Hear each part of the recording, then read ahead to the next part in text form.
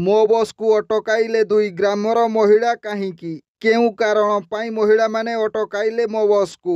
ମୋ ବସ୍ର ଚାଳକ ଭାବିଥିଲେ ଆଜି ବହୁତ ପାସେଞ୍ଜର ଅଛନ୍ତି, ବସ୍ରେ ଜାଗା ହେବେ ନାହିଁ। କିନ୍ତୁ କଥା ଥିଲା କିଛି ଅଲଗା। କେନ୍ଦୁଝର ଜିଲ୍ଲା ପାଟଣା ବ୍ଲକ ଅନ୍ତର୍ଗତ ଡୁମୁରିଆ ପଞ୍ଚାୟତର ଘାଟବାଲିଯୋଡ଼ି ଓ ତଣ୍ଡୋ ଗ୍ରାମକୁ ସରକାରୀ ମୋ ବସ୍ ଚଳାଚଳ କରିବା ଦାବିରେ ଆଜି ଦୁଇ ଗ୍ରାମର ଶତାଧିକ ମହିଳା ଡୁମୁରିଆ ଛକ ନିକଟରେ ମୋ ବସ୍କୁ ଅଟକ ରଖି ବସ୍ ଚଳାଇବା ପାଇଁ ଦାବି କରିଥିଲେ। ପୂର୍ବରୁ ଗ୍ରାମକୁ ବସ୍ ଯାଉଥିବା ବେଳେ ଗତ 3 ମାସ ଧରି ବସ୍ ଚଳାଚଳ ବନ୍ଦ ରହିଛି।